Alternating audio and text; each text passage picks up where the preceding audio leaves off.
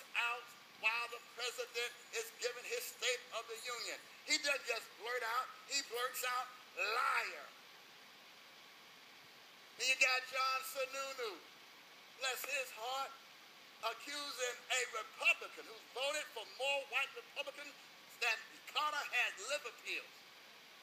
And they accuse General Colin Powell of voting for the president just because he's black. Then you got Donald Trump, who, as my grandmother used to say, with all due respect, must have more money than he has sense. And you know, I gotta tell you, when he first started talking about that $5 million in the Fifth Ward meeting, I started to call my contact at the White House and say, hey man, tell him to do it. Send us the $5 million.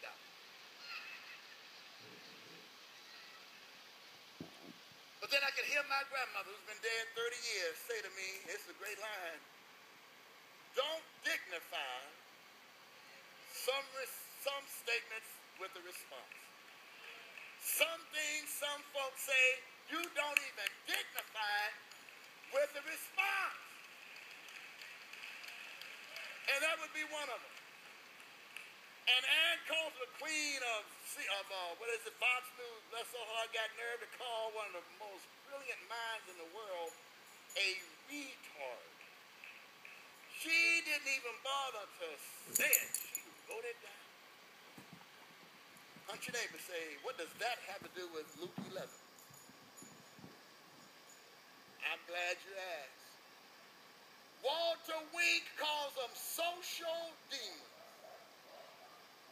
And I'm here to tell you, social demons speak through the mouths of their hosts. And let's be clear about this. You know, you can hate on all those folks till the cows come home and it won't do you a smithereen of a difference. If you really want to make a difference, you got to deal with the spirit that's in the person. Now, some folks tend to seem to make a lifestyle out of being filled with those kind of spirits, but you still have to deal with the spirit.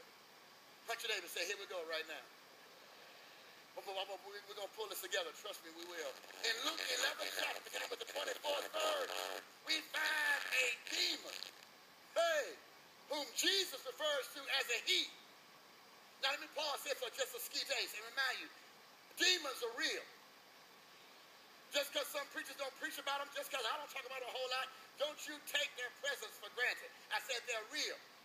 And just because you don't see them does not mean they do not exist. As a matter of fact, you have three dimensions. You have the third dimension, which we see right now. You have the second dimension, which is in your mind. And then there's the first dimension up in the heavens, in the kingdom, in glory.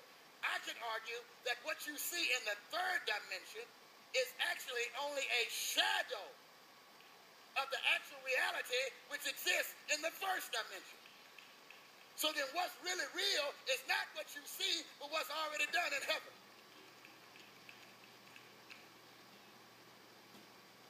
Paul put it this way. We call those things that are not as though it's already done. We call those things that are not seen here on earth as if it's already done in heaven because it is. You still with me? And watch this. If Jesus talked about demons and John Wesley talked about demons, you better learn how to recognize a demon when it is a demon and learn how to cast that bad boy out. Now, if you don't help me today, I'm ready to preach it all by myself. Shit, well, I don't want to deal with that. How many Christians we have in here? What's the root word in Christian? Christ. In Matthew the 17th chapter, a father brings his son to Jesus. The father says he has epilepsy. The father sees epilepsy in the third dimension. Jesus casts the demon out. You see that? The father sees epilepsy in the third dimension, but Jesus sees demons in the first dimension. Don't be thrown off by what you see in the third dimension. Let the mind that's in Christ be also in you. You want to see what Christ sees. So every time there's a demon in your head, in your home, in your heart, in your workplace, anywhere there's a demon, you want to know that he is there accordingly. You got to deal with fire and spirit with spirit. You can shoot all you want to, and you end up shooting yourself.